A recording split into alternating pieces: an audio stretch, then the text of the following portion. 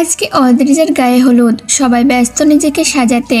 সাথী এক কোণে বসে বসে সবার সাজ দেখছে। সব মেয়েরা হলুদ রঙের শাড়ি পরলেও ওর পরনে হলুদ রঙের থ্রি পিস। ঈশা, রিমা আর ইকরা মিলে আয়নার সামনে ধাক্কাধাক্কি করছে। এক আয়নায় তিনজন সাজলে যা হয়। বাড়িতে সবগুলো ঘরই মেহমান দিয়ে ভরপুর। অদ্রিজা পাশের রুমে সাজছে। সাজা শেষে সাথীদের রুমে এসে সাথীকে এমন দেবদাস রূপে দেখে রেগে গেল। রাগী কণ্ঠে বলল, সাথী, তুই এখনো রেডি হসনি কেন? এভাবে দেবদাস রূপে বসে আছিস যে? সাথী কিছু বলবে তার আগেই রিমা বলা শুরু করলো, আপু আর বলো না, মহারানীকে বলে বলে আমাদের মুখ ব্যথা হয়ে গেছে। সে নাকি এতেই ঠিক আছে। সাথী, তাড়াতাড়ি উঠে তৈরি হ, না হলে আমার চেয়ে খারাপ আর কেউ হবে না। সাথীর কোনো পরিবর্তন লক্ষ্য করা গেল না, তাই অদ্রিজা নিজে সাথীর কাপড় বের করে ওকে ফ্রেশ হয়ে আসতে বলল। সাথী আর কোনো উপায় না পেয়ে ফ্রেশ হয়ে এলো। অদ্রিজা নিজের হাতে সাথীকে সাজিয়ে দিল, ঠিক ওর মতো করে শাড়ি পরিয়ে দিয়েছে, সাথে কিছু ফুলের গহনা। ইকরা দুজনকে লক্ষ্য করে বলল, তোমাদের দুজনকে তো একই রকম লাগছে, বোঝাই যাচ্ছে না কে কোনে। আমাদের হবু দুলাভাই আবার গুলিয়ে না ফেললেই হয়। বলেই ফিক করে হেসে দিল। সাথী রাগী চোখে ইকরার দিকে তাকাতেই ইকরা চুপ হয়ে গেল। সাথী অদ্রিজাকে অনেকবার বাধা দিয়েছে ওর মতো করে সাজাতে, কিন্তু মেয়েটা শুনলে তো। নিচে থেকে ডাক পড়তেই সবাই মিলে নিচে গেল। ওদের বাড়ির বাগানে হলুদের আয়োজন করা হয়েছে। অদ্রিজাকে নিয়ে ওর জন্য বরাদ্দ করা জায়গায় বসানো হলো। সাথী ওরা অদ্রিজাকে বসিয়ে চলে যেতে নিলে অদ্রিজা ওর হাত ধরে পাশে বসিয়ে দিল। অদ্রিজার গায়ে হলুদ লাগানো হলে ও ওর গাল থেকে কিছুটা হলুদ নিয়ে সাথীর গালে লাগিয়ে দেয়। সাথী কিছুটা অবাক হলো, কিন্তু কিছু বলল না। কিছুক্ষণ পরে উদয়ের বাড়ি থেকে উষান সহ উদয়ের কিছু কাজিন এসেছে। আচমকা একটা মেয়ে সাথীর কাছে এসে বলল, মাশাআল্লাহ ভাবি, আপনাকে তো অনেক সুন্দর লাগছে। আমাদের ভাইয়ের চয়েস আছে বলতে হবে। সাথী মেয়েটার কথা শুনে ভরকে গেল, নিজেকে সামলে নিয়ে বলল, আপনার ভাবি আমি না, আমার বোন। মেয়েটা জিভে কামড় দিয়ে বলল, দুঃখিত। উষান এসে মেয়েটাকে চোখ রাঙানি দিয়ে বলল, তোকে এত বেশি বকতে কে বলেছে? আর একটু হলেই তো সব বানচাল করে দিচ্ছিলে। কিছু হয়নি তো। ইকরা হাতে হলুদ নিয়ে আশেপাশে সিপাতকে খুঁজছে। এই কয়েকদিনের মধ্যে ওদের দুজনের মধ্যে খুব ভাব জমেছে। দুজন দুজনকে পছন্দ করে, কিন্তু বলতে পারছে না। সিপাত এক পাশে দাঁড়িয়ে ফোনে কথা বলছে। ইকরা চুপি চুপি যেয়ে সিপাতের গালে হলুদ লাগিয়ে দিল। আচমকা এমনটা হওয়ায় সিপাত চমকে গেল। ঘটনা বুঝতে পেরে ফোন কেটে ইকরার পিছু ছুটল। ইকরা তো সেই কখনই পালিয়েছে। ইকরার সামনে আর সিপাত ওর পেছনে ছুটছে। ইকরা মাঝে মাঝে পিছু ফিরে তাকাচ্ছে, সাথে মুখে লেগে আছে হাসি। সেই হাসিতেই যেন সিপাত ঘায়েল হয়ে যাচ্ছে। অপরদিকে রিমা আর পিয়াস দুজন ঝগড়া করছে, কে কাকে আগে হলুদ লাগাবে। পিয়াস বলছে সে লাগাবে, রিম বলছে ও আগে লাগাবে। কথার কাটাকাটির এক পর্যায়ে রিমা পিয়াসকে চোখ টিপ দিল। পিয়াস কিছুটা ভড়কে গেল। রিমা সেই সুযোগে পিয়াসের দুই গালে হাত ভর্তি করে আনা হলুদ লাগিয়ে খিলখিল করে হেসে দিল। পিয়াস মুগ্ধ নয়নে চেয়ে আছে সেদিকে। উষান ঈশার পিছু পিছু ঘুরছে। ঈশা খুব একটা পাত্তা দিচ্ছে না। উষানও এত সহজে হেরে যাওয়ার পাত্র নয়। ও কোনো না কোনোভাবে ঈশাকে জ্বালাচ্ছে। সাথে এক কোণে বসে নিচল চোখে দেখছে সবকিছু। সবাই ভালো আছে, তাদের ভালোবাসাকে নিয়ে একমাত্র অভাগী সে। মন খারাপেরা যেন চারিদিক থেকে ঘিরে ধরেছে। যতই চাচ্ছে নিজেকে স্বাভাবিক রাখতে, ততই অস্বাভাবিক হয়ে যাচ্ছে। কোথা থেকে উষান একটা ক্যামেরা নিয়ে এলো, সাথীর পাশে বসে বলল, সাথী, তুমি একা এখানে বসে আসো যে? তুমি করে বলছি বলে রাগ করো না। তুমি আমার অনেক ছোট হবে, তাই তুমি করেই বললাম। সাথী মুখে হাসি ফুটিয়ে বলল, সমস্যা নেই ভাইয়া, আপনি আমাকে তুমি করে বলতে পারেন। এত ভিড়ে ভালো লাগছিল না, তাই এখানে এসে বসে আছি। চলো তোমাকে কিছু ছবি তুলে দেই। এত কষ্ট করে সাজলে ছবি না তুললে তো সবটাই বেকার যাবে। সাথী না করলো, কিন্তু উষান শুনলে তো ওকে বিভিন্ন পোজ শিখিয়ে দিল। সাথী পোজ দিচ্ছে আর উষান সেটা ক্যাপচার করছে। কিছু ক্যান্ডিড ছবিও তুলেছে। ছবিগুলো দেখে মনে হবে সাথী আজ হলুদ। সাথী উষানের কাছ থেকে ছবিগুলো নিজের ফোনে নিয়ে নিল। সত্যিই ছবিগুলো অনেক সুন্দর হয়েছে। সাথী ছবিগুলো দেখছে। আচমকা ঈশা, রিমা, ইকরা, সিপাত সবাই ওর ওপর হামলা করলো। রিমা গালে, ঈশা হাতে, সিফাত কপালে আর ইকরা ওর পায়ে হলুদ লাগিয়ে দিল। হলুদের পুরোপুরি মাখামাখি অবস্থা। সাথী ওদের কিছু বলবে তার আগে ওরা চারজন হেসে দিয়ে বলল, মিশন কমপ্লিট। সাথী ভুরুকুসকে জিজ্ঞাসা করলো, কিসের মিশন? রিমা আমতা আমতা করে বলল, তোকে হলুদ মাখিয়ে ভূত বানিয়ে দেওয়ার মিশন। তোকে দেখতে পুরো ভূতনি ভূতনি লাগছে। সাথী ওদের দিকে রাগী দৃষ্টি নিক্ষেপ করে চলে গেল। ওর এখন কিছু বলতে ইচ্ছে করছে না। ঘরে এসে কাপড় নিয়ে সোজা শাওয়ার নিতে চলে গেল। সাথী চলে যেতে ওরা সবাই একসাথে হেসে দিল। সাথী শাওয়ার নিয়েই ঘুমিয়েছিল, কিন্তু ওর শান্তির ঘুম যেন রিমা আর ঈশার সহ্য হলো না। ডাকাডাকি করে ওর ঘুম ভাঙিয়ে দিল। সাথী চোখ কষলে বলল, আমার ঘুম কি তোদের সহ্য হয় না? এত সাদের ঘুমটা ভাঙিয়ে দিলি কেন? রিমা বলল, সবাই হাতে মেহেন্দি লাগাচ্ছে আর তুই পড়ে পড়ে ঘুমাচ্ছিস। ওঠ, ফ্রেশ হয়ে ইকরার রুমে মেহেন্দি পরে আয়। সাথী ফ্রেশ হয়ে ইকরার রুমে গেল। খাটে অদ্রিজাকে দুজন মেহেদি আর্টিস্ট মেহেদি পরিয়ে দিচ্ছে। ইকরাকে ওর কাজিন ঐশী মেহেদি পরিয়ে দিচ্ছে। রিমা আর ঈশার মেহেদি পরা শেষ, বাকি আছে শুধু সাথী। অদ্রিজার মেহেদি পড়া শেষ হতেই সাথীকে বসিয়ে দিল। সাথী বলল হালকা ডিজাইন দিতে, কিন্তু অদ্রিজার এক কথা, সাথীকেও ওর মতো ব্রাইডাল মেহেদি পরতে হবে। সাথী এবার বলে উঠল, আমি কি ব্রাইড যে আমি ব্রাইডাল মেহেদি পরবো? অদ্রিজা বলল, ব্রাইড না হলেও ব্রাইডের বোন তো। তাহলে ইকরা, ঐশী, বাকিরা কেন ব্রাইডাল মেহেদি পরেনি? ওরা আর তুই এক হলি নাকি? অবশ্যই এক, আলাদা কোন দিক দিয়ে?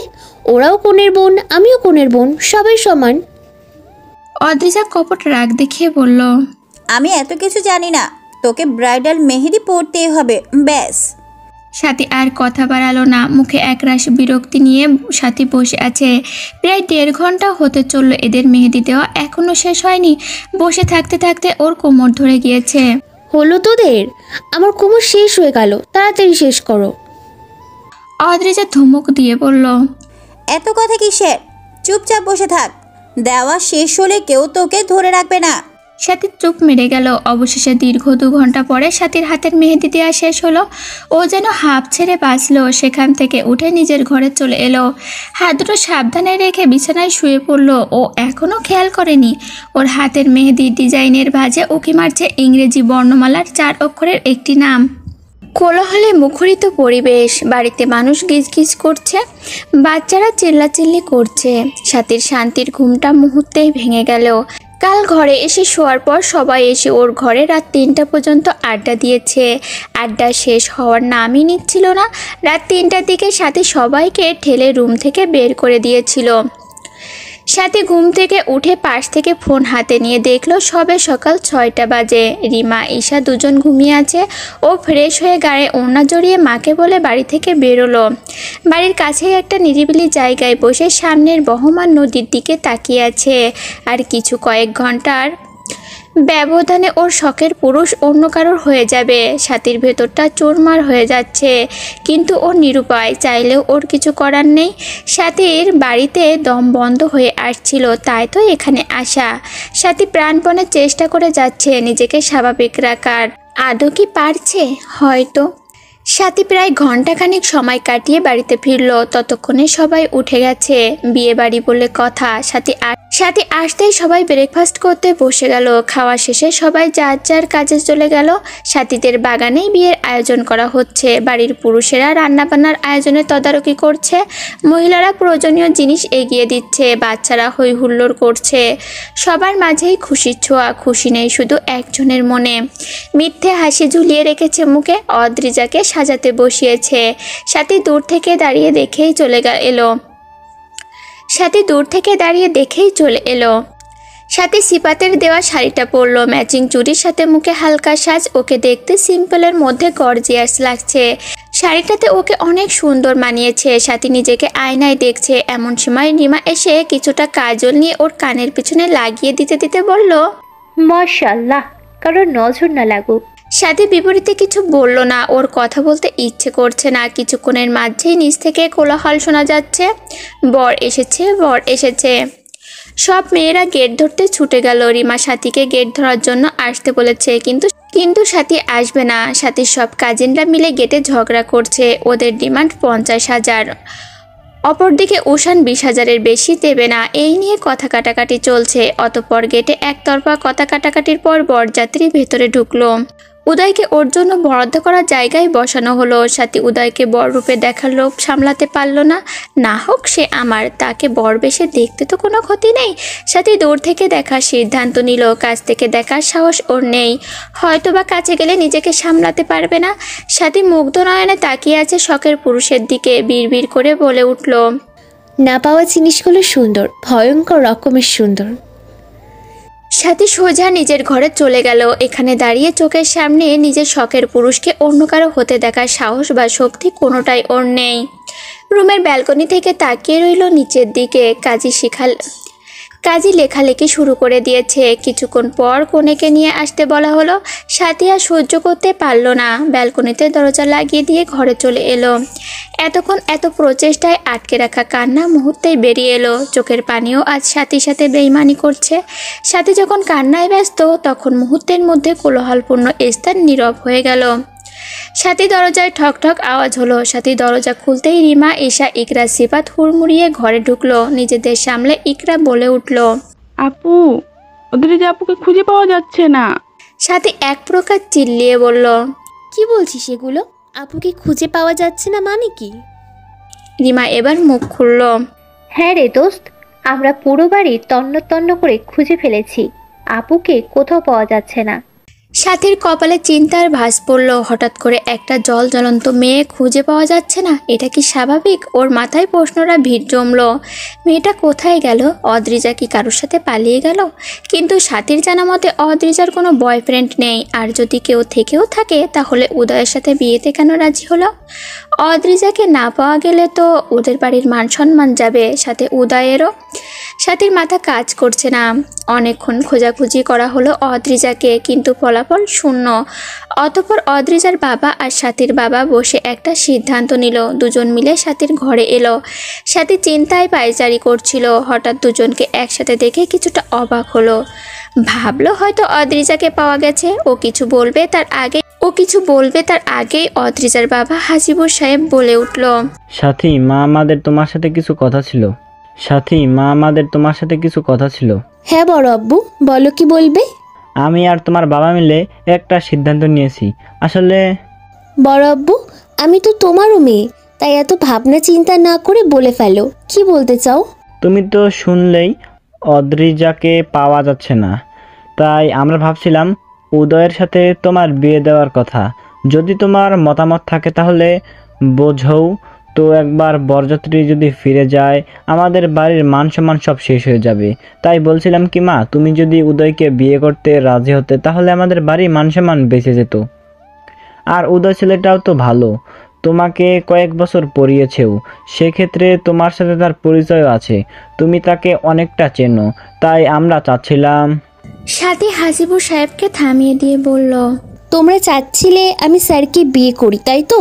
কিন্তু তোমরা কি স্যারের মতামত নিয়েছো? আদৌ সে আমাকে বিয়ে করতে চায় কিনা, তার অন্য কাউকে পছন্দ করে কিনা?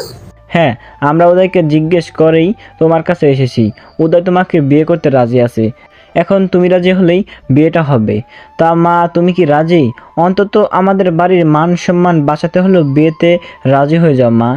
কিছুক্ষণ চুপ থাকলো, মনে মনে ভাবলো অনেক কিছু। অতঃপর বলল, আমি স্যারের সাথে কথা বলতে চাই, এরপর আমি সিদ্ধান্ত নিব বিয়েটা আমি করব কি করব না। হাজিবুর সাহেবের মুখে হাসি ফুটে উঠল। ঠিক আছে, তুমি এখানে থাকো, আমি কাউকে দিয়ে উদয়কে পাঠিয়ে দিচ্ছি। সাথে নিচুপে ব্যালকনিতে গিয়ে দাঁড়ালো। প্রিয় মানুষটাকে নিজের করে পেতে কে না চায়? সাথীও অনেক করে চেয়েছে তাকে, কিন্তু বিপরীতে পেয়েছিল অবহেলা, হৃদয় ছিন্ন বিচ্ছিন্ন করে দেওয়ার মতো অবহেলা। তাই হঠাৎ সেই প্রিয় মানুষটাকে নিজের করে পাওয়ার আনন্দও উপলব্ধি করতে পারছে না। মনে হচ্ছে ও একটা ঘোরের মধ্যে আছে, এই বুঝি ঘোর ভেঙে যাবে আর ও আবারও প্রিয় মানুষটাকে হারিয়ে ফেলবে। উদয় সাথী দরজার সামনে এসে দাঁড়ালো। ভিতরে ঢোকার আগে রিমা ফিসফিস করে বলল, সাবধানে যান স্যার, ভিতরে আপনার জন্য অগ্নি পরীক্ষা অপেক্ষা করছে। ভয় দেখাচ্ছ? সাবধান করছি, সামলে যাবেন। উদয় কথার বিপরীতে উত্তর না দিয়ে দরজা খুলে ভেতরে প্রবেশ করলো। চোখ বুলালো সারা ঘরে, কিন্তু কোথাও সাথীর দেখা মিলল না। ব্যালকনির দিকে খেয়াল করতেই নজরে এলো নেভি ব্লু শাড়ির আঁচল হাওয়ায় দোল খাচ্ছে। উদয় নিঃশব্দে এগিয়ে গেল সেদিকে। কিছুটা দূরত্ব রেখে দাঁড়ালো সাথীর পাশে। নিস্তব্ধতায় কেটে গেল কিছু প্রহর। আমাকে বিয়ে করতে রাজি হওয়ার কারণ কি ডিয়ার স্যার? শুধুই কি মান সম্মান রক্ষা? ধরে নাও তাই। তাহলে আপনি আসতে পারেন, আমি এই বিয়েতে রাজি নই। আর যদি বলি ভালোবাসি? সাথী উচ্চস্বরে হেসে উঠল। ভালোবাসার শব্দটা ঠিক আপনার মুখে মানায় না। ভালোবাসলে তাকে অবহেলা করা যায় না, তাকে আগলে রাখতে হয়। তা হঠাৎ অবহেলা করা ছাত্রীকে পাত্রী বানাতে ইচ্ছা হলো যে? ওই যে বললাম ভালোবাসি তাই। আমি চোখের সামনে আপনাকে অন্য নারীর হাত ধরতে দেখেছি, তার সাথে হেসে হেসে বিয়ের পরিকল্পনা করেছিলেন। হঠাৎ আমার প্রতি ভালোবাসা উতলে উঠল, ব্যাপারটা সন্দেহজনক নয় কি? সবসময় আমরা চোখের সামনে যেটা দেখি সেটা সত্য না হতে পারে, এর পেছনে লুকিয়ে থাকে হাজার কারণ, হাজার পারণ। তা শুনি সেই কারণ। এখন বলা যাবে না, সঠিক সময় এলে সব জানতে পারবে। দীর্ঘ 4 থেকে 5 বছর পরও বলবেন সঠিক সময় হয়নি? হয়তো। কিছুক্ষণ নীরবতা। উদয় হঠাৎ প্রশ্ন করলো, পূর্বের মানুষটাকে কি এখনো ভালোবাসো? না। উদয় চট করে বলল, তোমার হাতের মেহেদি সাক্ষী তুমি তাকে ভালোবাসো কিনা। সাথী নিজের হাতের মেহেদির দিকে নজর দিল। মেহেদির ডিজাইনের মাঝে ভেসে আছে ইংরেজি 4 অক্ষরের লেখার একটি নাম, উদয়। সাথী চমকালো, ওর হাতে উদয়ের নাম কখন লেখা হলো আর কেই বা লিখলো? ভেবেও কোনো উত্তর পেল না। সাথী বিছানায় যেয়ে বসলো। উদয় ওর পায়ের কাছটায় বসে ওর হাত দুটো নিজের হাতের মুঠোয় নিল। সাথী অন্যদিকে ফিরে বলল, উঠুন। আমি উঠবো না, যতক্ষণ না তুমি আমাকে বিয়ে করতে রাজি হচ্ছ ততক্ষণ আমি এখানেই বসে থাকবো। সাথী কিছুক্ষণ ভাব ধরলো, শখের পুরুষকে নিজের করে পাওয়ার সুযোগ কয়জন পায়? সাথী যেহেতু ভাগ্যের জোরে হারাতে হারাতে পেয়েছে, সে সুযোগটা হাতছাড়া করবে না। আগে মানুষটাকে নিজের নামে লিখে নেবে, তারপর কড়াই গন্ডায় উসুল করবে তাকে দেওয়া অবহেলাগুলো। সুদে আসলে সব কিছু ফিরিয়ে দেবে। ভালোবাসে বলে এক চুল পরিমাণ ছাড়ও দিবে না।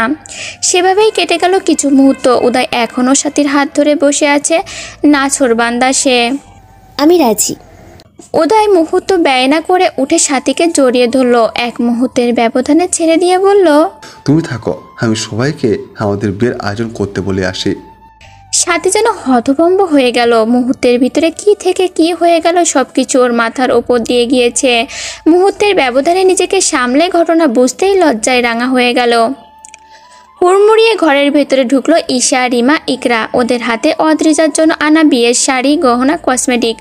ঘণ্টাখানেকের মধ্যে 3 জন মিলে সাথীকে বউ রূপে সাজিয়ে ফেলল। সাথী আয়নায় নিজেকে দেখছে। লাল টকটকে বেনারসি, 2 হাতে মুঠো ভর্তি চুড়ি, গলা জুড়ে সোনার হার, মুখে অল্প বিস্তর প্রসাদনির ছোঁয়া। এতেই যেন সাথীকে পরিপূর্ণ লাগছে। ঈশা, রিমা, ইকরা মুগ্ধ নয়নে চেয়ে আছে সাথীর দিকে। মেয়েটাকে বিয়ের সাজে এতটা সুন্দর না লাগবে ওরা ভাবতেই পারেনি। রিমা কাজল দিয়ে সাথীর কানের পিছে লাগিয়ে দিল। মাশাআল্লাহ দোস্ত, তোকে বিয়ের সাজে অনেক সুন্দর লাগছে। ঈশা পাশ থেকে বলল, আজকে যে তোর থেকে শোকি সরাতে পারবে না। ইকরা বলল, আপু তোমাকে অনেক সুন্দর লাগছে, একদম লাল টুকটুকে বউ লাগছে। সাথী ওদের কথায় লজ্জার চাদরে মুড়িয়ে যাচ্ছে। হঠাৎ সব লজ্জারা যেন ওকে ঘিরে ধরল। সেই মুহূর্তে উদয় হলো সিফাত। ও কিছুক্ষণ সাথীর দিকে চেয়ে সাথীর হাত ধরে বলল, আমার এত সুন্দর একটা বান্ধবী অন্য কেউ বিয়ে করে নিয়ে যাবে, আমি সেটা মানতে পারছি না। দোস্ত চল, তুই আর আমি পালিয়ে যাই। সাথী সিফাতের পিঠে ধাম করে কিল বসালো। শয়তান ছেলে। সিফাত পিঠ হাত দিয়ে চেহারায় ব্যথাতুর ভাব এনে বলল, এই জন্যই কারো ভালো করতে নেই। সাথীর আগে ফুঁসে উঠে বলল, তোকে কেউ বলেছে ভালো করতে? সিফাত কিছু বলবে তার পূর্বে নিচ থেকে সাথীকে নিয়ে যাওয়ার জন্য ডাক পড়ল। রিমা সাথীর মাথায় সুন্দর করে ওড়না পরিয়ে দিল। সাথীকে এক পাশ থেকে ঈশার অন্য পাশে রিমা ধরে নিচে নামছে। ঈশা আর সিফাত ওদের পেছন পেছন আসছে। সাথী নামতেই ওর আম্মুর সামনে পড়ল। শায়লা বেগম মেয়েকে দেখে আবেগে আপ্লুত হয়ে গেলেন। সাথীর মুখের ওপর থেকে ওড়না সরিয়ে কপালে চুমু খেলেন। সুখী হও মা। সাথীকে নিয়ে উদয়ের সামনে ঠিক বরাবর বসানো হলো। সাথীর মাথা নিচু করে নিচের দিকে তাকিয়ে তাকিয়ে আছে। কাজী পুনরায় বিয়ে পড়ানো শুরু করলো। হাফিজুর সাহেব, শায়লা বেগম দুজনেই মেয়ের পাশে এসে দাঁড়ালেন। এরকম একটা সময়ে প্রতিটা মেয়েই তার বাবা মাকে পাশে চায়। কাজী সাহেব বলে উঠলেন, বলো মা কবুল। সাথীর কলিজা কেঁপে উঠল। স্মৃতিতে ভেসে উঠল স্বপ্নের সেই ভয়াবহ দৃশ্য, কিন্তু বাস্তব ঘটনা অন্য। সাথী নিজেকে সামনে নিল। বাবা মায়ের দিকে তাকালো। দুজনের থেকে সম্মতি পেয়ে বলে দিল, কুবুল কুবুল কুবুল। উদয়কে কবুল বলতে বলা হলে ও বুক ভরে শ্বাস নিল, অতঃপর বলে উঠল, কবুল কবুল কবুল। চারিপাশে সবাই আলহামদুলিল্লাহ বলে উঠল। সবাই নবদম্পতির জন্য দোয়া চেয়ে মোনাজাত ধরল। মোনাজাত শেষে সাথীকে উদয়ের পাশে বসানো হলো। উদয় ঘুমটা উঠিয়ে তার নববিবাহিত বউকে দেখলো। কিছুটা এগিয়ে অধৈর্যরা ছুঁয়ে দিল সাথীর কপালে। সাথী চোখ বুজে আবেশে অনুভব করলো শখের পুরুষের থেকে পাওয়া প্রথম হালাল স্পর্শ। শিহরণ বয়ে গেল শরীর জুড়ে। উদয় সরে গিয়ে পুনরায় দৃষ্টিপাত করলো সাথীর মুখশ্রীতে। সাথী তীর্যক চোখে চেয়ে আছে উদয়ের পানে। এই চাউনি উদয়ের হৃদয় এফোড় এফোড় করে দিচ্ছে। ওরা দুজন যখন নিজেদের নিয়ে ব্যস্ত, তখন সামনে থেকে কেউ একজন বলে উঠল, অভিনন্দন নবদম্পতি। অভিনন্দন নবদম্পতি। তুমি? আকস্মাৎ অদ্রিজাকে দেখে সাথী অবাক হয়ে যায়। ফ্যাল ফ্যাল করে কিছু মুহূর্ত তাকিয়ে থাকে অদ্রিজার দিকে। সাথী অদ্রিজাকে দেখে অবাক হলেও বাকি সবাই তখন খিলখিল করে হেসে দেয়। সাথী এতে ভ্যাবাচাকা খেয়ে যায়। ও কি এমন বলল যে সবাই হেসে দিল? আর অদ্রিজা যদি পালিয়ে গিয়ে থাকে তাহলে সে এখানে কি করছে? ওর মাথায় ঘুরপাক খাচ্ছে নানা প্রশ্ন। তখন উদয় মুচকি হেসে বলল, ধন্যবাদ আদ্রিজা। অদ্রিজা হেসে বলল, ধন্যবাদ দেওয়া লাগবে না ভাইয়া, আপনারা দুজন এত কিছুর পর এক হয়েছেন, এতেই আমি খুশি। পাশ থেকে রিমা, ঈশা, সিফাত, ঐশী, আশিক একসাথে বলে উঠল, আমরা যে এত কিছু করলাম। উদয় বলল, তোমাদের সবাইকেও ধন্যবাদ। সবাই পুনরায় বলে উঠল, আমরা ধন্যবাদ চাই না, তাহলে কি চাও তোমরা? আমরা ট্রিট চাই। ওকে ডান। সবাই একসাথে চিৎকার করে বলে উঠল, আমাদের বেস্ট দুলাভাই। সাথী চুপচাপ বসে আছে। ও ওদের কথার আগামাতা কিছুই বুঝতে পারছে না। বসে বসে ওদের কথা শুনে যাচ্ছে। অদ্রিজা সাথীর দিকে তাকিয়ে বলল, কিছুই বুঝতে পারছিস না? সাথী মাথা নেড়ে না বোঝালো। আবার সবাই একসাথে হেসে ফেললো। সাথী আবার রেগে গেল, রাগী কণ্ঠে বলল, আজব, সমস্যা কি তোমাদের? এভাবে হাসছো কেন? কিছু না বুঝলে বলবো না? অদ্রিজার দিকে তাকিয়ে বলল, তুমি না পালিয়ে গিয়েছিলে? তাহলে তুমি এখানে কিভাবে? আর তোমরা কি নিয়ে কথা বলছো? আমি কিছুই বুঝতে পারছি না। আমাকে একটু বলবে কি হয়েছে? অদ্রিজা সাথীর পাশে বসলো। সাথীকে থামিয়ে দিয়ে বলল, তুই একটু শান্ত হ, একটু ওয়েট কর, সব জানতে পারবি। ঠিক আছে। বাড়ির ভেতরে বড়রা মিটিং করছে সাথী আর উদয়কে নিয়ে। সব আলোচনা শেষে সিদ্ধান্ত নেওয়া হলো, সাথী অনার্স শেষ করে দেশে ফিরলে তখন একেবারে বড় করে অনুষ্ঠান করে উঠিয়ে নিয়ে যাওয়া হবে। আজকে বিয়েতে সাথী আর উদয়ের কাছের সব আত্মীয়রা ছিল। উদয় আজকে এখানেই থাকবে। সাথী যেহেতু ইউনিভার্সিটি থেকে বেশি দিনের জন্য ছুটি নিয়ে আসেনি, তাই এবার আর কোনো অনুষ্ঠান করবে না। সাথীরা সব কাজিনরা মিলে ছাদে যেয়ে বসলো। আগে থেকেই সেখানে সব ব্যবস্থা করে রাখা হয়েছিল। সবাই বসতেই সাথী বলে উঠল, এবার বলো। অদ্রিজা উদয়ের দিকে তাকিয়ে বলল, ভাইয়া আপনি বলবেন নাকি আমি বলবো? তুমি বলো। অদ্রিজা বলা শুরু করলো, উদয় ভাইয়ার সাথে আমার না তোর বিয়ে ঠিক হয়েছিল। তোকে মিথ্যে কথা বলে দেশে আনা হয়েছে, কারণ তোর ভাইয়ের প্রতি অনেক রাগ অভিমান ছিল। তখন তোকে যদি আমরা তোর সাথে ভাইয়ের বিয়ের কথা বলতাম, তুই রেগে যেতি, হয়তো দেশেও আসতি না। দেশে আসার পর আমরা তোর সামনে সবে অভিনয় করেছি যে আমার সাথে উদয় ভাইয়ের বিয়ে। আর আজকে আমার পালিয়ে যাওয়াটাও আমাদের প্ল্যানের মধ্যেই ছিল। আমি কোথাও যাইনি, আমি ছাদেই ছিলাম। আমরা প্ল্যান করেছিলাম আমি বিয়ের দিন পালিয়ে যাওয়ার অভিনয় করব। তখন বাবার ছোট বাবা মিলে তোকে বাড়ির সম্মান রাখতেই বিয়ে করতে বলবে। তখন তুই বাড়ির সম্মানের কথা ভেবে হলেও বিয়েতে রাজি হবি, এবং সেটাই হয়েছে। সাথী যেন বাকরুদ্ধ হয়ে গেল। ওর পরিবারের সবাই ওর সাথে এমন করতে পারলো। ও কতটা কষ্টে ছিল সেটা কেউ বুঝলো না। সাথীর মনে এখনো কিছু প্রশ্ন আছে, তাই ও অদ্রিজাকে জিজ্ঞেস করলো, আমার সাথে যদি স্যারের বিয়ে ঠিক ছিল, তাহলে সেদিন শপিংয়ের সময় যে তোমরা দুজন হাত ধরে হাঁটছিলে? উদয় আর অদ্রিজা একসাথে হেসে দিল। অদ্রিজা সাথীর মাথায় গাঁটটা মেরে বলল, বোকা মেয়ে, সেটা আমরা অভিনয় করেছি। ভাইয়া তোর রিয়াকশন দেখতে চাচ্ছিল, তুই আমাদের দুজনকে একসাথে দেখে জেলাস হোস কিনা তাই। সাথী ফোঁস করে নিঃশ্বাস ছাড়লো। তার পেছনে সবাই এত কিছু করে ফেললো, সে কিছুই বুঝতে পারলো না। সাথী রিমা, ঈশা আর সিফাতের দিকে তাকালো।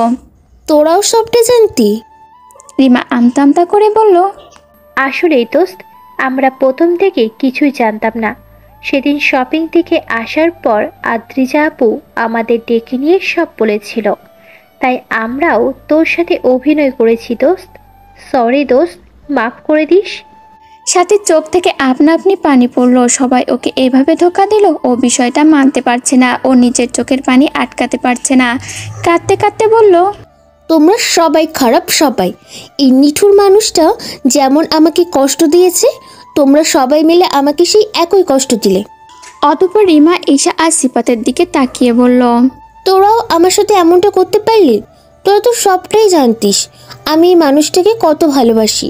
নিজের চোখের সামনে নিজের প্রিয় মানুষটাকে অন্য কারো হতে দেখার কষ্ট তোরা কি বুঝবি? তোরা সব কয়টা বেঈমান, সবাই। সাথী কাঁদতে কাঁদতে নিচে চলে গেল। ওর পিছু পিছু সবাই গেল। সাথী নিজের রুমে যেয়ে দরজা আটকে দিল। সবাই দরজার বাইরে এসে দাঁড়ালো। রিমা, ঈশা আর সিফাত সাথীর কাছে অনেকবার ক্ষমা চাইলো, কিন্তু সাথী নিরুত্তর। ভেতর থেকে ওর কোনো সারা শব্দ পাওয়া গেল না। সবাই কিছুক্ষণ ও দরজা ধাক্কালো, সাথী দরজাও খুললো না। মুহূর্তে সবার মন খারাপ হয়ে গেল। সত্যিই তো, ওদের জন্য মেয়েটা কতটা কষ্টই না পেল। এছাড়া ওদের কাছে কোনো উপায়ও ছিল না। সাথী যে পরিমাণ একরোকা মেয়ে, ও উদয়ের সাথে ওর বিয়ের কথা শুনলে রেগে ফায়ার হয়ে যেত। সবাই অনেকক্ষণ ডাকাডাকি করে কোনো সারা শব্দ না পেয়ে চলে গেল। সাথী অঝরে কাঁদছে। সবাই মিলে ওর সাথে এমনটা না করলেও পারতো। ও কতটা কষ্ট পাবে বা পেয়েছে সেটা কেউ ভাবেনি। প্রিয় মানুষটাকে অন্য কারো হতে দেখা মৃত্যু সমতুল্য। না যায় কিছু করা আর না যায় কিছু সহ্য করা। ও তিলে তিলে শেষ হয়ে যাচ্ছিল। আর সবাই কিনা ওর সাথে অভিনয় করলো। সাথী কাউকে মাফ করবে না, কাউকেই না। সাথী কিছুক্ষণ কেঁদে নিজেকে হালকা করলো, চোখে মুখে পানি দিল। এখন ওর কিছুটা হলেও ভালো লাগছে। অবশেষে ও নিজের ভালোবাসার মানুষটাকে জীবনসঙ্গী হিসাবে পেয়েছে। ওর সকল কষ্ট সার্থক হয়েছে। ওর মুখে সফলতার হাসি ফুটে উঠল। দরজা খুলে বাইরে বের হলো। এখন ওর কফি খাওয়ার দরকার, মাথাটা ব্যথা করছে। সাথীকে বের হতে দেখে সবাই ওর সাথে কথা বলতে এলো, কিন্তু ও কাউকে পাত্তা দিল না। রান্নাঘরে যেয়ে কফি বানিয়ে আবার ঘরে চলে এলো। রাতে খাবার খেতে ডাকা হলে ও চুপচাপ উদয়ের পাশে ফাঁকা চেয়ারে বসে পড়ল। খাবার সময় হাসিবুর সাহেব বলল, সাথী মা, তুমি কি আমাদের ওপরে রেগে আছো? সাথী মুখে হাসি ফুটিয়ে বলল, না বড় বাবা, আমি তোমাদের ওপর রেখে নিই। তোমরা আমার অভিভাবক। তোমরা আমার জন্য যেটা ভালো ভেবেছো সেটাই করেছো, তাই আমি তোমাদের ওপর রেগে নিই। হাসিবুর সাহেব আর হাফিজুর সাহেবের মন থেকে যেন পাথর সরে গেল। তারা ভেবেছিল সাথী হয়তো তাদের সাথে রাগ করবে, কিন্তু সাথীর কথায় দুজনেই খুশি হলো। খাবার সময় আর কোনো কথা হলো না। সাথী খেয়ে নিজের রুমে চলে গেল। কিছুক্ষণ পর রিমা, ঈশা আর অদ্রিজা মিলে উদয়কে সাথীর রুমের সামনে দিয়ে গেল। উদয় বাইরে দাঁড়িয়ে আছে, তা দেখে ঈশা টিটকিরি মেরে বলল, কি দুলাভাই, ভিতরে যাচ্ছেন না যে? উদয় বিড়বিড় করে বলল, ভিতরে যে আমার জন্য জম অপেক্ষা করছে, কাছে গেলেই আমি শেষ। কিছু বলবেন দুলাভাই? না না না, কিছু না, যাচ্ছি তো। উদয় ভিতরে ঢুকে দরজা আটকে দিল। সাথীকে রুমে না দেখে ব্যালকনিতে গেল। সাথী আকাশের দিকে এক ধ্যানে তাকিয়ে আছে। উদয় যে ওর পাশে দাঁড়ালো। নিঃশব্দে কেটে গেল কিছু প্রহর। কারো মুখে কোনো কথা নেই। উদয় প্রথমেই মুখ খুলল, তুমি কি আমার উপর রেগে আছো? কথাটা যেন আগুনে ঘি ফেলার কাজ করলো। সাথী উদয়ের দিকে ফিরে চোখে চোখ রেখে বলল, সেটাই কি স্বাভাবিক নয়? তোমার রাগ করে থাকা স্বাভাবিক। তখন আমি তোমার সাথে যেটা করেছিলাম, আমার কাছে সেটা সঠিক মনে হয়েছিল। আপনার এমনটা মনে হওয়ার কারণ? সেই সময়টাতে তুমি আমার উপর বেশি আসক্ত হয়ে যাচ্ছিলে। পড়াশোনায় অবনতি হচ্ছিল তোমার। আমি কখনোই চাইনি আমার জন্য তোমার পড়াশোনায় কোনো প্রকার ক্ষতি হোক, তাই তো তোমার থেকে দূরে যাওয়া। ডিয়ার স্যার, আমি তখন এতটাও ছোট ছিলাম না। কলেজ পড়ুয়া মেয়ে ছিলাম। আমাকে বুঝিয়ে বললে অবশ্যই আমি বুঝতাম। হয়তো বুঝতে। সাথী উদয়ের চোখে চোখ রেখে বলল, আপনি আমাকে প্রতিনিয়ত জ্বালিয়ে পুড়িয়ে কি মজা পান?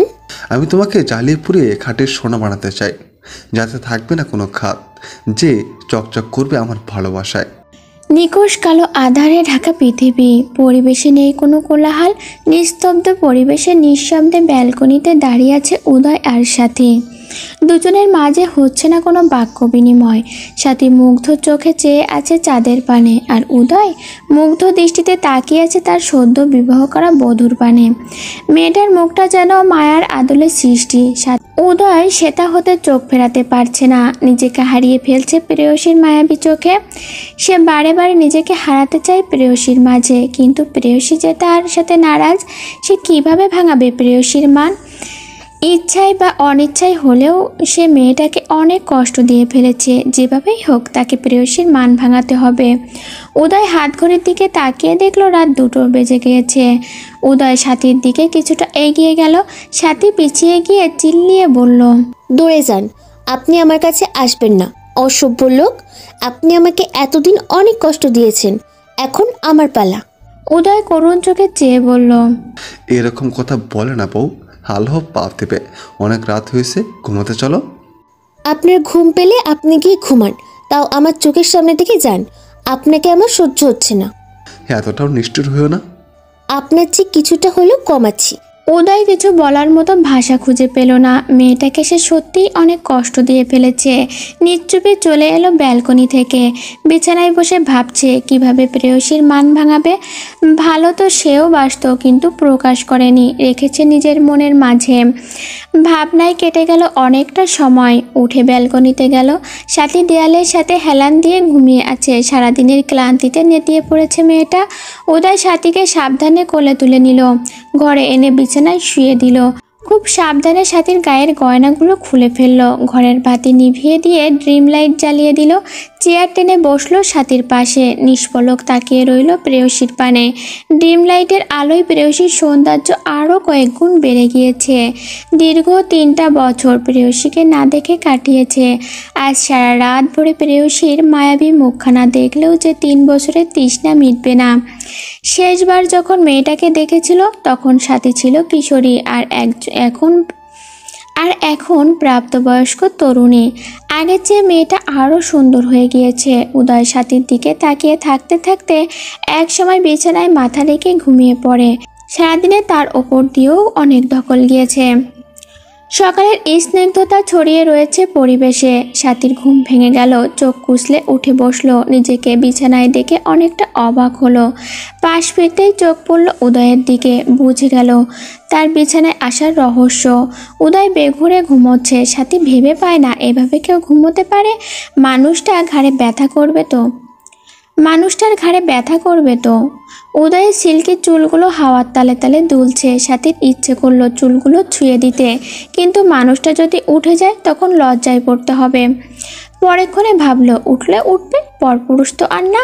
তার 3 কবুল পরে বিয়ে করা স্বামী। সাথী হাত বাড়িয়ে ছুঁয়ে দিল উদয়ের সিল্কির চুলগুলো। কিছুক্ষণ চুলের মাঝে হাত বুলিয়ে চুলগুলো এলোমেলো করে দিয়ে উঠে পড়ল। গায়ে এখনও বিয়ের শাড়ি। দ্রুত শাড়ি পরিবর্তন করা প্রয়োজন। এক সেট 3 পিস নিয়ে ওয়াশরুমে ঢুকে পড়ল।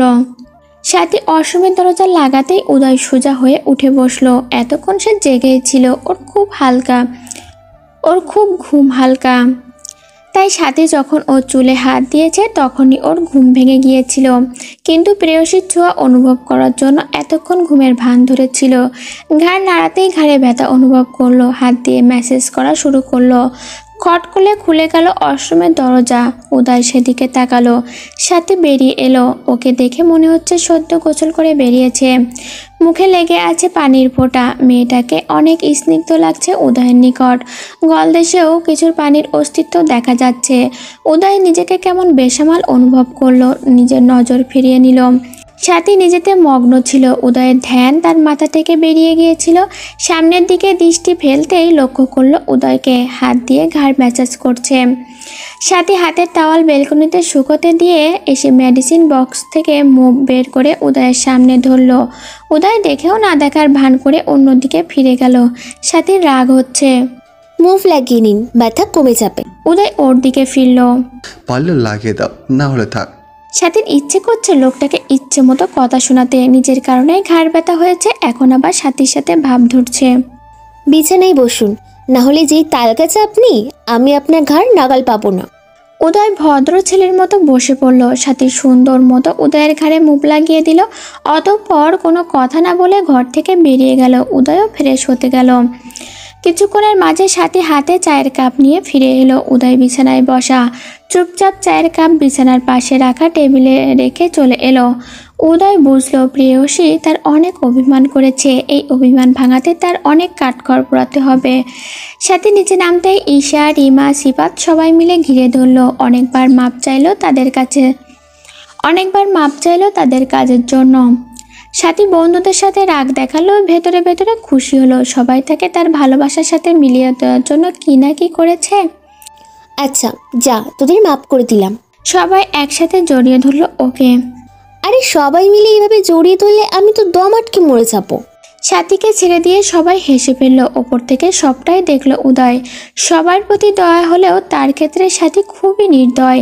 এই যে সবাইকে মাপ করে দিল আর তার সাথে রাগ দেখাচ্ছে, অভিমান করে আছে, ঠিকভাবে কথাও বলছে না, দেখলেই মুখ ঘুরিয়ে চলে যাচ্ছে। খাবারের জন্য ডাক পড়তেই সবাই খেতে বসলো। খাওয়ার মাঝেই সবাই উদয়ের কাছে আবদার করলো বিকালে ঘুরতে নিয়ে যেতে। উদয়ও বাক্য ব্যয় না করে রাজি হয়ে গেল। খাওয়া শেষে সবাই উদয়কে নিয়ে আড্ডায় বসলো। সাথী মা চাচিদের রান্নায় সাহায্য করতে রান্নাঘরে গেল। বিকেলে সবাই মিলে তৈরি হচ্ছে। সাথী যেতে চাইছিল না, কিন্তু সবাই মিলে জোর করায় রাজি হলো। সাথী লাল জামদানি পরে আয়নার সামনে বসে সাজগোজ করছে। উদয় কিছু কাজে বাইরে গিয়েছিল। রুমে ঢুকতেই লাল শাড়ি পরা তার লাল টুকটুকে বউয়ের দিকে চোখ আটকে গেল। মুখ থেকে অস্পষ্ট স্বরে বেরিয়ে এলো, মাশাআল্লাহ। উদয় নিজের কাপড় নিয়ে ওয়াশরুমে চলে গেল। উদয় বের হতে সাথী আর চোখে তাকালো। উদয়ের পরনে কালো শার্ট, কালো প্যান্ট, শ্যামপুরুষের সৌন্দর্যে সাথী পুনরায় বিমোহিত। সাথীর সাজা শেষ, এখন শুধু কাজল পরা বাকি। উদয় এগিয়ে ড্রেসিং টেবিলের সামনে এলো। ঘড়ি নিয়ে হাতে পড়তে পড়তে সাথীর দিকে পূর্ণ দৃষ্টিতে তাকালো। সাথীর নজর কাড়া সৌন্দর্যে সে বাড়ি বাড়ি হারিয়ে যাচ্ছে। ওর এখনই ইচ্ছে করছে বউকে বুকের মাঝে লুকিয়ে রাখতে। ওর এত সুন্দর বউ নিয়ে বাইরে বের হলে কত ছেলেরাই না তাকাবে। তখন যে উদয়ের কলিজা পুড়বে। এখন কিছু বললে বউ যদি রাগ করে, তাই কিছু বলল না। দুজনে নিচে নামতেই সবাই মুগ্ধ চোখে তাকালো দুজনের দিকে। ওদের দুজনকে পাশাপাশি অনেক সুন্দর লাগছে, দেখেই মনে হচ্ছে মেড ফর ইচ আদার। সবাই মিলে নদীর পাড়ে ঘুরতে গেল। সাথী উদয়কে একটুও পাত্তা দিচ্ছে না, ঈশা আর রিমার সাথে গল্প করে যাচ্ছে। এখানে যে উদয় নামের একজন ব্যক্তি আছে, ও যেন সেটা ভুলেই গেছে। উদয় এখন হাড়ে হাড়ে টের পাচ্ছে অবহেলার কষ্ট। ওর খুব খারাপ লাগছে। ও তো ইচ্ছে করে সাথীকে কষ্ট দেয়নি, সাথীর ভালোর জন্যই ওকে ইগনোর করেছিল। ও খুবই অনুতপ্ত। সাথী পুরোটা সময় উদয়কে ইগনোর করেছে। ওরা অনেকক্ষণ ঘোরাঘুরি শেষ করে খাওয়া দাওয়া করে বাড়ি চলে এলো। আধারের মাঝে এক ফালি আলো নিয়ে আকাশে জল করছে চাঁদ। সূর্য ঢলে পড়েছে বহু পূর্বে।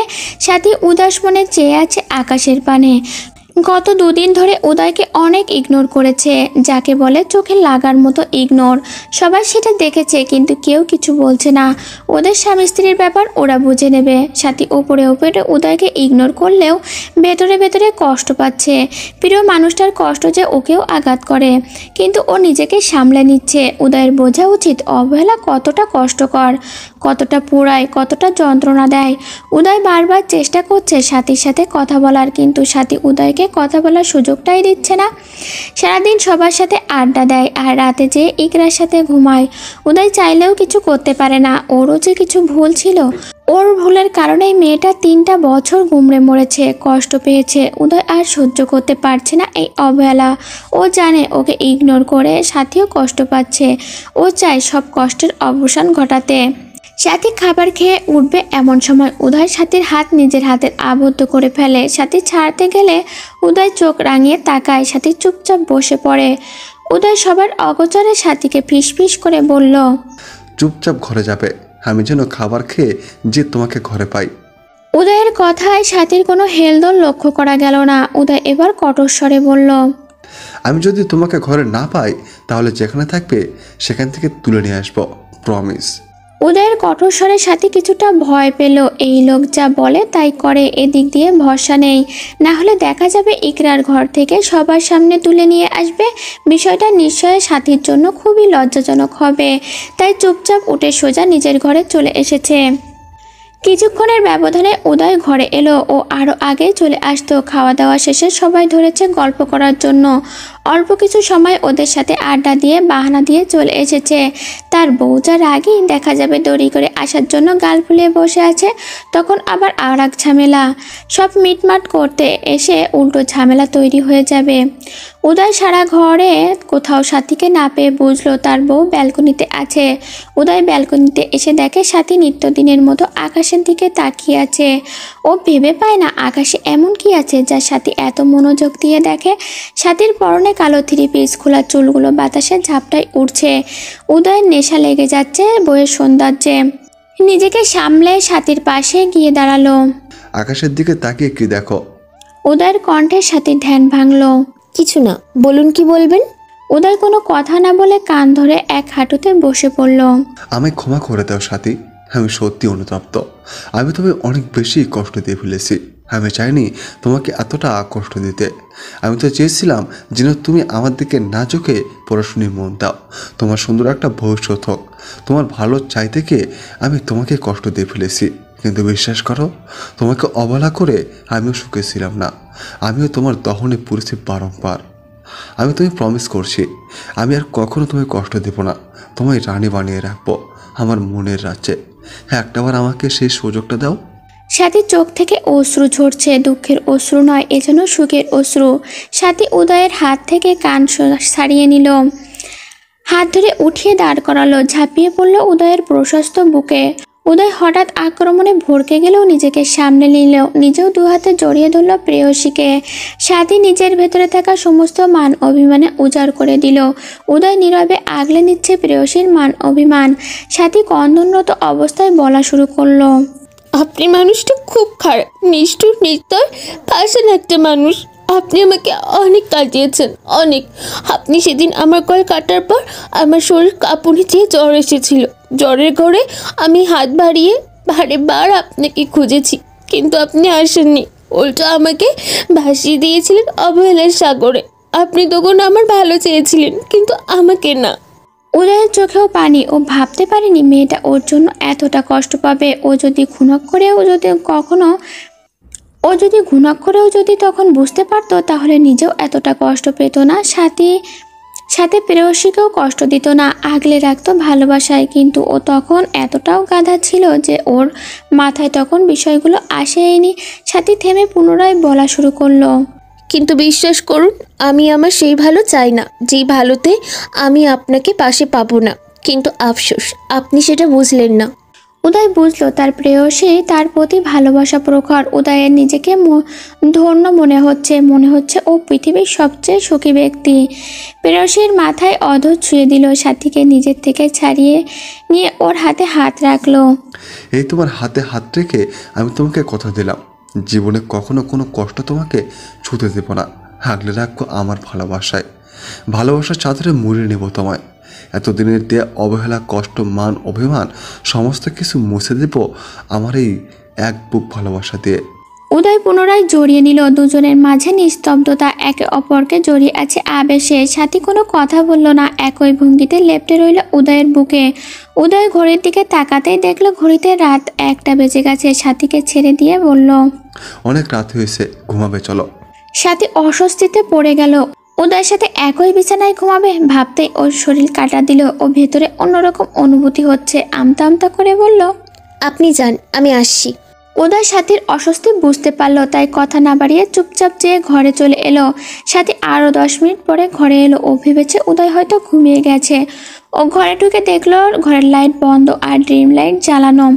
উদয় খাটের ডান পাশে শুয়ে আছে। সাথী নিঃশব্দে হেঁটে গিয়ে খাটের বাম পাশে একেবারে কোনায় গুটিসুটি মেরে শুয়ে পড়ল। কিছুক্ষণের মধ্যেই ঘুমিয়েও গেল। উদয় সাথীর ভারী নিঃশ্বাসের শব্দে চোখ খুলল।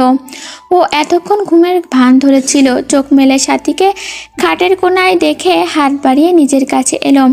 কিছুক্ষণ চেয়ে রইল মুগ্ধ দৃষ্টিতে, অতঃপর সাথীকে আষ্টে পিষ্টে জড়িয়ে ধরল। নিজেও পাড়ি জমালো ঘুমের দেশে।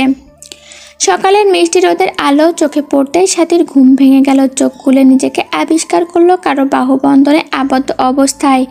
ভালো করে তাকাতেই চোখের সামনে ভেসে উঠল উদয়ের মায়াবী মুখখানা। সাথী বারে বারে নিজেকে হারিয়ে ফেলে মায়াবী মুখের মায়ার গহীনে। নিজের অবস্থা সম্পর্কে অবগত হতেই লজ্জায় মুখ কচড়ি লাল হয়ে গেল। দ্রুত নিজেকে ছাড়িয়ে নিতে চাইল উদয়ের বন্ধন থেকে, কিন্তু পারল না। উদয় খুবই শক্ত করে জড়িয়ে রেখেছে দু হাতের সাহায্যে। অনেকক্ষণ চেষ্টার ফলে নিজেকে ছাড়াতে সফল হলো। উদয় ঘুমে বিভোর। সাথী হাত বাড়িয়ে উদয়ের এলোমেলো চুলগুলো আরও এলোমেলো করে দিল। উদয়ের চুলগুলো ওর খুবই পছন্দের, দেখলেই ইচ্ছে করে এলোমেলো করে দিতে। উঠে জানালার পর্দা টেনে দিল। গতকাল পর্দা দিতে ভুলে গিয়েছিল। অতঃপর উদয়ের মায়াবী মুখের দিকে তাকিয়ে মুখে মুচকি হাসি দিয়ে ফ্রেশ হতে চলে গেল। সাথীদের যাওয়ার সময় ঘনিয়ে এসেছে। এ কটা দিন সাথীর কাছে স্বপ্নের মতো ছিল। উদয় আর তার মধ্যে সকল মান অভিমানের পালা শেষ হয়ে গেছে।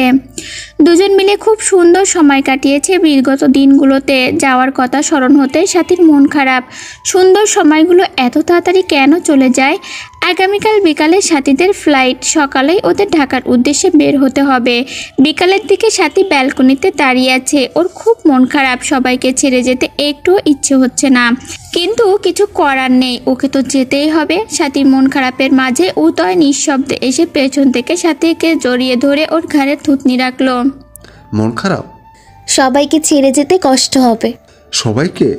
সাথী উদয়ের বন্ধনে আবদ্ধরত অবস্থায় পেছনে ঘুরলো। উদয়ের মুখোমুখি হয়ে চোখে চোখ রাখলো। হঠাৎ করে উদয়ের বুকে মাথা রেখে বলল, আপনাকে ছেড়ে থাকতে আমার অনেক কষ্ট হবে বলে শব্দ করে কেঁদে ফেলল। উদয় কন্দনরত প্রেয়সীকে আগলে নিল নিজের দুবাহুর মাঝে।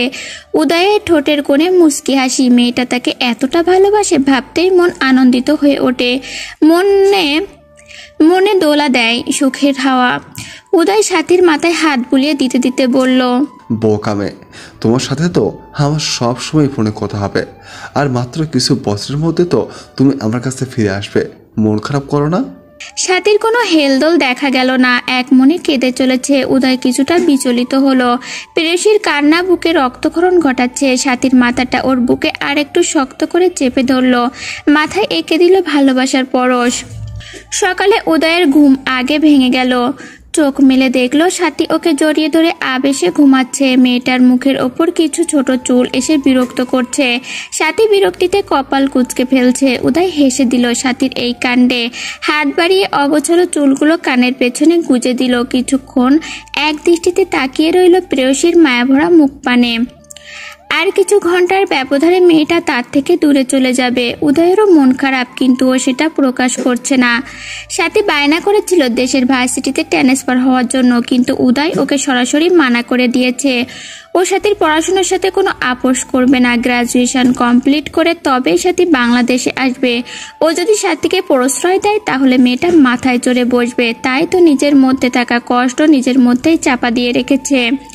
এই যে মেয়েটা তার প্রশস্ত বুক জুড়ে ঘুমিয়ে আছে। মেয়েটা চলে গেলে উদয়ের বুক যে শূন্যতা নেমে আসবে।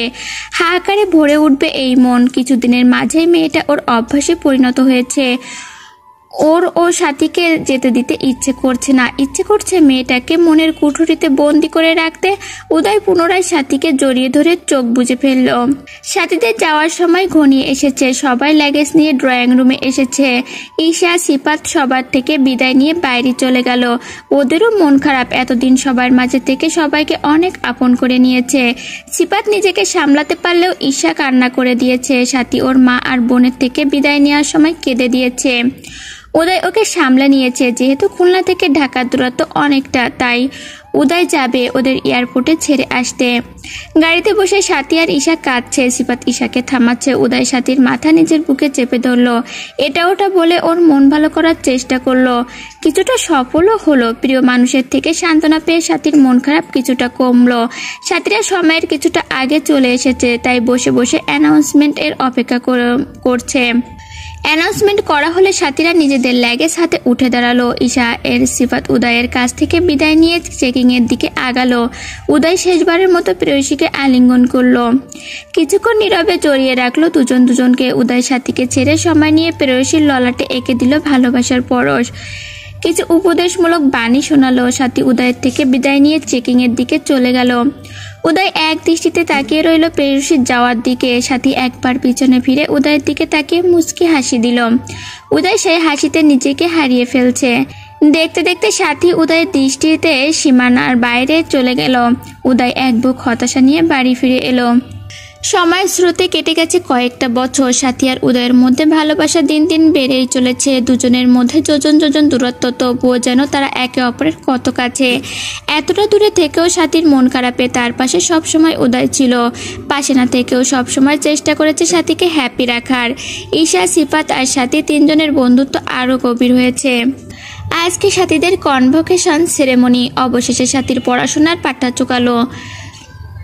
সাথীর আজ অনেক খুশি। খুব তাড়াতাড়ি সে তার প্রিয় মাতৃভূমি এবং প্রিয় মানুষদের কাছে ফিরে যেতে পারবে। সাথী, ঈশা, সিফাত মিলে সারাদিন অনেক ঘোরাঘুরি করলো। উদয় সবে ঘুম থেকে উঠেছে নিউ ইয়র্কে। যখন সকাল বাংলাদেশে তখন রাত। উদয় উঠে ফোনে হাতে নিয়ে হোয়াটসঅ্যাপে ঢুকলো। চোখের সামনে ভেসে উঠলো সাথীর হাস্যোজ্জ্বল মুখখানা।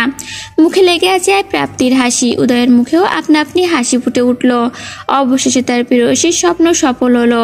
সে যেই জায়গায় সাথীকে দেখতে চেয়েছে সাথী সেখানে পৌঁছাতে পেরেছে। সাথীর সফলতায় উদয়ের বুক গর্বে ভরে উঠল। আর কিছুদিনের অপেক্ষা, অতঃপর তার প্রেয়সী তার কাছে ফিরে আসবে। উদয়ের মনটাও খুশিতে ভরে উঠল। সাথী বসে বসে দিন গুনছে, কবে সে বাংলাদেশ যাবে সেই আশায়। অবশেষে দিনটা চলে এলো। সাথে সাথে ঈশাও দেশে ফিরবে। দুজনের খুশির শেষ নেই। সিফাতের মন খারাপ, ওর দুই প্রাণের বন্ধু ওকে ছেড়ে চলে যাবে। রাতেই সাথী আর ঈশা সবকিছু গোছগাছ করে রেখেছে। বিকালে ওদের ফ্লাইট। সারাদিন তিন বন্ধু মিলে অনেক ঘোরাঘুরি করলো। এরপর আবার কখন দেখা হয় তার ঠিক নেই, কিন্তু ওরা সব সময় ফোনে একে অপরের সাথে কানেক্টেড থাকবে। বিকাল হতেই সাথী আর ঈশা মিলে বেরিয়ে পড়লো এয়ারপোর্টের উদ্দেশ্যে। হাফিজুর সাহেব আর সিফাত মিলে দুজনকে বিদায় দিতে এসেছে। সাথী বাবার থেকে বিদায় নিল। ঈশা আর সাথী দুজন মিলে সিফাতকে জড়িয়ে ধরে কেঁদে দিল। বিদেশের মাটিতে এসে তিনজন অপরিচিত মানুষ এত ভালো বন্ধু হয়ে যাবে, কে জানতো। সিফাত আর নিজেকে ধরে রাখতে পারলো না, ও নিজেও কেঁদে ফেললো। অবশেষে সাথী আর ঈশা এয়ারপোর্টের ভেতরে চলে গেল। দুপুরের তপ্ত রোদ, আকাশে মেঘের আনাগোনা। হজরত শাহজালাল ইন্টারন্যাশনাল এয়ারপোর্ট এর বাইরে দাঁড়িয়ে আছে এক যুবক তার প্রেয়সীর আগমনের অপেক্ষায়। কিছুক্ষণ পর পর হাত ঘড়িতে সময় দেখছে। প্রেয়সীর আগমনের এত কেন অপেক্ষা? অপেক্ষার অবসান যেন ঘটছেই না। অবশেষে সকল অপেক্ষার অবসান ঘটিয়ে প্লেন ল্যান্ড করলো। যুবকটি এক বুক আশা নিয়ে তাকিয়ে আছে। কিছু মুহূর্তের মাঝে চোখের সামনে ধরা দিল প্রেয়সীর মুখখানা। সাথী লাগেজ ছেড়ে দৌড়ে এসে উদয়কে জড়িয়ে ধরলো। উদয় প্রথমে কিছুটা ভড়কে গেল, নিজেকে সামলে সেও প্রেয়সীকে আলিঙ্গন করলো। কতদিন পরে প্রেয়সীকে সামনাসামনি দেখলো। দুজন দুজনাতে মত। এমন সময় পাশ থেকে কেউ কাশি দিল। উদয় সাথী একে অপরকে ছেড়ে দাঁড়ালো। ঈশা তাদের সামনে দাঁড়িয়ে আছে। উদয় হেসে ঈশাকে জিজ্ঞেস করলো, কেমন আছে ঈশা? ঈশাও হাসি মুখে বলল, আলহামদুলিল্লাহ ভালো। আপনি কেমন আছেন ভাইয়া? আমিও ভালো আছি। অতঃপর কুশল বিনিময় শেষে সাথী আর উদয় ঈশাকে বিদায় দিয়ে নিজেদের গন্তব্যে রওনা হলো। উদয় ড্রাইভ করছে আর সাথী এক মনে তার শখের পুরুষের দিকে তাকিয়ে আছে। মানুষটা এতটা সুন্দর না হলেও পারতো। এতটা সুন্দর না হলে সাথী নামক রমণী তার প্রেমেতে এতটাও মস্ত না। উদয় মাঝে মাঝে সাথীর দিকে তাকাচ্ছে। কি দেখছো এত মনোযোগ দিয়ে? আপনাকে। আমাকে দেখার মাঝে কিছু আছে বুঝি? আছে, আপনাকে দেখার মাঝে আমার এক আকাশ সম প্রশান্তি আছে। উদয় শব্দ করে হেসে ফেলল। সাথে হেসে উঠল সাথীও। এভাবে খুনসুটিতে মেতে উঠল দুজন। গধূলি বিকালে নদী ধরে মাতাল হাওয়া, কপত কপতিদের মেলা চারিপাশে। উদয় আর সাথী হাতের ভাঁজে হাত রেখে হাঁটছে। সাথীর পরনে নীল শাড়ি, হাত ভর্তি নীল চড়ি, চোখে কাজল, মুখে হালকা প্রসাদনীর ছাপ।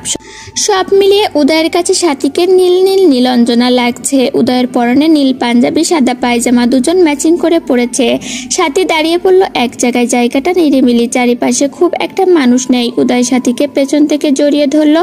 সাথীর কানের কাছে মুখ নিয়ে ফিস ফিস করে বলল, পরিশেষে তুমি আমার, সবকিছুর শেষে তুমি শুধুই আমার রবে, শুধুমাত্র আমার হয়ে থাকবে চিরকাল। আমি শুধু এবং শুধুমাত্র আপনার, ডিয়ার স্যার। অতঃপর পিছন ফিরে উদয়ের চোখে চোখ রেখে বলল, আপনিও শুধু আমার।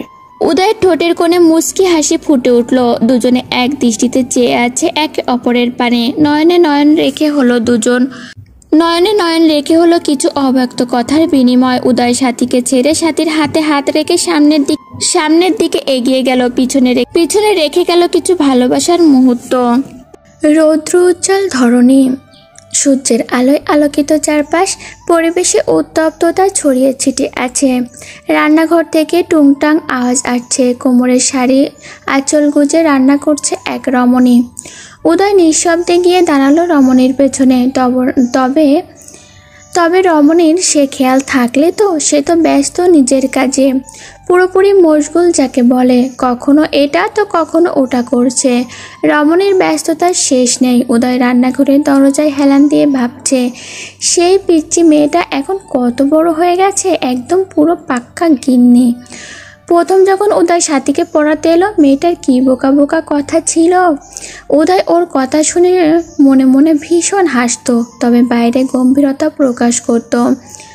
মেয়েটা একদিন স্কুলে 2 ছুটি করে আসে। উদয় মুগ্ধ হয়ে তাকিয়ে দেখে, প্রেমে পড়ে যায় মেয়েটার।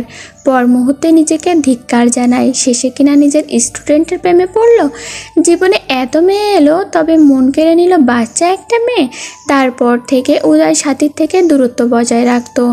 পড়ানোর সময় কম কথা বলতো, একটু এদিক ওদিক হলে স্কেল দিয়ে 2-4 ঘা লাগিয়ে দিত।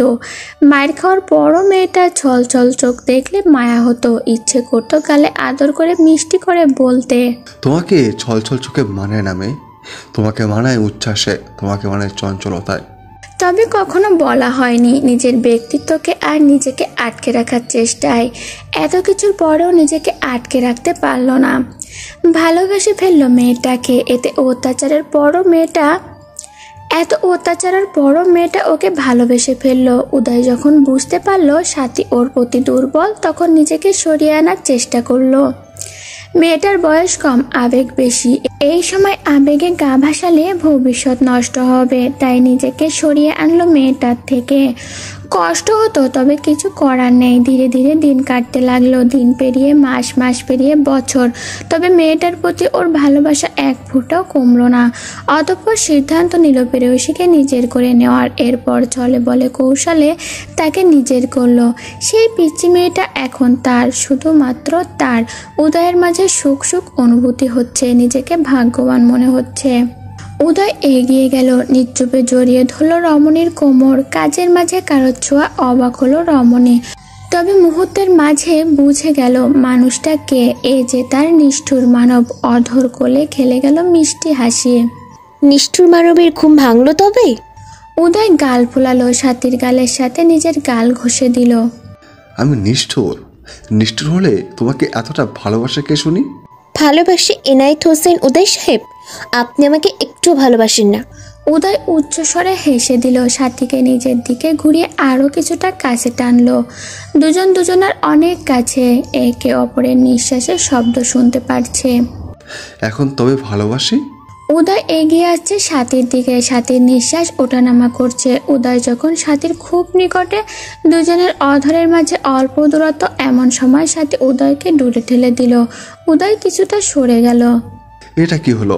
সাথী হেসে দিয়ে বলল, আপনাকে প্রত্যাখ্যান করা হলো। এখন ভালোবাসা না দেখিয়ে সরুন তো, আমার এখনো অনেক কাজ বাকি। সাথী খুব মনোযোগ দিয়ে কাজ করছে। উদয় হেলান দিয়ে দাঁড়িয়ে প্রেয়সীকে দেখছে। সাথী কাজের মাঝে হঠাৎ উদয়ের দিকে ঘুরলো। উদয় পূর্ণ দৃষ্টিতে তাকালো সাথীর পানে। সাথী গাল ফুলিয়ে জিজ্ঞাসা করলো, আমাকে শাড়ি পরলে সত্যি কি পেতনি পেতনি লাগে? সাথীর কথায় উদয় ঠোঁট এলিয়ে হাসলো। সাথীর মাথায় টোকা দিয়ে বলল, বোকামে। সাথী ভুরু কুঁচকে জিজ্ঞাসা করলো, বোকা কেন বললেন? সাথীর দিকে অনেকটা ঝুঁকে ওর কানের কাছে ঠোঁট মিশিয়ে ফিস ফিস করে বলল, শাড়ি পরলে তোমাকে এডাল পড়া হয় অনেক বেশি আবেদন মহিলাকে। শাড়ি পরা প্রেয়সীকে দেখে নিজেকে কন্ট্রোল করা কষ্টসাধ্য। শাড়ি পরা তুমি তাকে দেখলে আমি বেসামাল হয়ে যাই, নিজের মাঝে থাকে না, ইচ্ছে করে তোমার মাঝে হারিয়ে যায়। যদি কন্ট্রোললেস হয়ে উল্টোপাল্টা কিছু করে বসি, তাই তুমি শাড়ি পরলে তোমাকে পত্নী বলতাম, যেন তুমি রাগ করে শাড়ি না পরো। ও আচ্ছা, এই ব্যাপার। এছাড়া একটা কারণ আছে। সাথী ভাবুক স্বরে বলল, কি? তুমি যেন অন্য কোনো ছেলের সামনে শাড়ি পরে না যাও, তাই। এই ছিল আপনার মনে শয়তান লোক? উদয় উচ্চস্বরে হেসে দিল। উদয়ের হাসির শব্দে সাথীর গা জ্বলে উঠল, তাড়া করলো উদয়কে। উদয় হাসতে হাসতে চলে গেল। সাথী নিজ মনে হেসে বলল, পাগল লোক। সাথী নিজ মনে রান্না করছে। রান্না শেষে রুমে আসলো। রুমে ঢুকে সামনের দৃশ্য দেখতেই চোখ জুড়িয়ে গেল। বাবা মেয়ের সুন্দর একটা দৃশ্য। উদয় ঘুমিয়ে আছে, ওর বুকের ওপর ঘুমিয়ে আছে ওদের মেয়ে। সাথী অবাক হলো, একটু আগে মানুষটা ওর সাথে দুষ্টুমি করছিল, এখন ঘুমিয়ে কাঁদা। সাথী কাছে যেয়ে উদয়ের বাহুতে হাত রেখে ডাকছে, এই যে মিস্টার, আর কত ঘুমাবেন? কলেজ নেই নাকি? মেয়েকে বুকে নিয়ে ঘুমালেই হবে? উদয় চোখ খুলে ভুরু কুঁচকে প্রশ্ন করলো, আর ইউ জেলাস? জেলাস হব কেন? এই যে মেয়েকে বুকে নিয়ে শুয়ে আছে তাই। চাইলে তুমি আসতে পারো, আমি কিছু মনে করবো না। আমার ঢং করার সময় নেই। আজকে কি কলেজে যাবেন না? এখনো উঠছেন না যে? আস্তে কথা বলো, আমার মেয়ের ঘুম ভেঙে যাবে। আর মিসেস, ভালো করে তাকিয়ে দেখো, আজকে শুক্রবার। সাথী ক্যালেন্ডারের দিকে তাকালো, সত্যিই তো আজকে শুক্রবার। নিজের মাথায় নিজেই গাঁটটা মারলো। বাবা মেয়ের ঢং দেখলেই পাচ্ছি না। সাথী মুখ ভেঙচি কেটে চলে গেল। উদয় ফের মেয়েকে নিয়ে ঘুম। মেয়ে ওর চোখের মণি। মেয়ের একটু এদিক থেকে ওদিক হলে উদয়ের চিন্তার শেষ নেই। বাবা মেয়ে যখন একসাথে থাকে, সাথী কে? ওকে চিনেই না। উদয় বাড়ি ফিরতেই মেয়ে যত রাজ্যের সকল অভিযোগ নিয়ে বসে। সাথী সারাদিন ওকে কয়টা বকা দিয়েছে, কি বলেছে, পই পই করে সব বলবে। উদয়ের মেয়ে অন্তপ্রাণ। মেয়েকে কোলে বসে সব অভিযোগ শুনবে। এর ভিত্তিতে সাথীকে টুকটাক বকাও দিবে। সাথী চোখ রাঙিয়ে তাকালে ইশারায় সরি বলে নেবে। সাথী মাঝে মাঝে ভাবে, পেটে ধরলো ও, সকল কষ্ট সহ্য করলো ও, কিন্তু মেয়ে হলো বাবা পাগল। এই নিয়ে সাথীর আফসোসের শেষ নেই। সাথী বিকালে ঘুমিয়েছে। বাবা মেয়ে মিলে রান্নাঘরে কি যেন করছে। রান্নাঘর থেকে শব্দ আসছে। সাথী ঘুমে বিভোর। ঘুম ভাঙলো সন্ধ্যা নাগাদ। পুরো রুম অন্ধকার দেখে অবাক হলো। উঠে গিয়ে লাইট জ্বালালো। রুমের কোথাও উদয় বা সোহার অস্তিত্ব না পেয়ে বাইরে এলো। পুরো ড্রয়িং রুম অন্ধকার। সাথী ভুরু কুচকে এলো। সব রুম অন্ধকার। এরা বাবা মেয়ে গেল কোথায়? মুহূর্তের মাঝে ড্রয়িং রুমে আলো জ্বলে উঠলো। হ্যাপি বার্থডে সাথী। সাথী হতবাক। আজকে ওর জন্মদিন, ও নিজেই ভুলে গেছিল। সামনে সবাইকে দেখে অবাক হলো। ওর পরিবারের সবাই সাথে আছে, রিমা, পিয়াস, ঈশা, সিফাত। সাথী সবাইকে দেখে আবেগে আপ্লুত হয়ে গেল। সোহা ছোট্ট ছোট্ট পায়ে কাছে এলো। হ্যাপি বার্থডে মাম্মাম। সাথীর চোখে পানি চলে এলো। মেয়েকে কোলে তুলে নিল। মেয়ের গালে চুমু খেয়ে বলল, থ্যাংক ইউ সোনা। একে একে সবাই সাথীকে উইশ করলো। সব শেষে রিমা, ঈশা, সিফাত একসাথে জড়িয়ে ধরে বলল, হ্যাপি বার্থডে দোস্ত। থ্যাংক ইউ তোমাদের সবাইকে। আমি তো ভুলেই গিয়েছিলাম আজকে আমার জন্মদিন। রিমা বলল, এইসব কিছু ভাইয়ার প্ল্যান। সাথী উদয়ের দিকে তাকালো। মুহূর্তে চোখাচোখি হলো দুজনের। সাথীর অধর কোলে মিষ্টি হাসি। সবাইকে সাথে নিয়ে সাথী কেক কাটলো। একে একে সবাইকে খাইয়ে দিল। উদয়কে খাওয়ানোর সময় উদয় ফিসফিস করে বলল, শুভ জন্মদিন মায়ের স্টুডেন্ট। সাথী হেসে দিল। সবাই একসাথে আড্ডা দিল। রিমা আর পিয়াস এখন আগের মতোই রয়ে গেছে। সুযোগ পেলেই দুজন ঝগড়া বাঁধিয়ে দেয়। কে বলবে এদের একটা বাচ্চা আছে? এদের দেখলে মনে হয় এরাই বাচ্চা। ঈশা আর সিফাত বিয়ে করেছে। সিফাত আগে থেকে ঈশাকে পছন্দ করত, তবে বলার সময় হয়নি। একদিন সাহস করে বলেই দিল। প্রথমে ভেবেছিল ঈশা হয়তো রিজেক্ট করবে, তবে ওকে অবাক করে ঈশা রাজি হয়েছিল। অতঃপর দুই পরিবারের সম্মতিতে দুজন বিবাহ বন্ধনে আবদ্ধ হয়েছে। রাতে খাওয়া দাওয়া শেষে সবাই চলে গেল। সাথী ব্যালকনিতে বসে আছে। মেয়ে ঘুমিয়ে গেছে। উদয় দরকারি ফোন আসায় কথা বলছে। স্নিগ্ধ বাতাস এসে শুয়ে দিচ্ছে সাথীকে। সাথী চোখ বুজে অনুভব করছে। আচমকা নিজের কোমরে বলিষ্ঠ হাতের ছোঁয়া পেল। অবাক হলো না। এই স্পর্শ যে ওর চেনা, বড্ড চেনা। পিছন ফিরে গলা জড়িয়ে ধরে বলল, সব কিছুর জন্য অনেক অনেক ধন্যবাদ মাই ডিয়ার টিচার। আমি তো ভুলেই গিয়েছিলাম আজকে আমার জন্মদিন ছিল।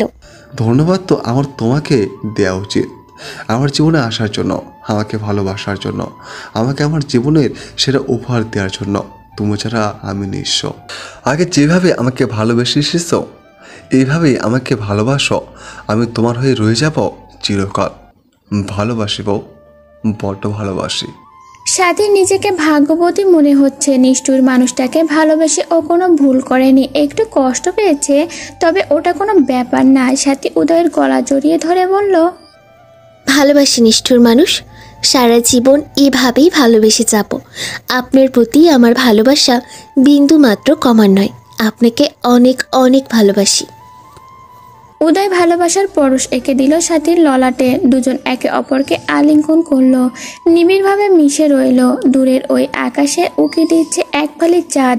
দূরের চাঁদ সাক্ষী হয়ে গেল ওদের ভালোবাসার।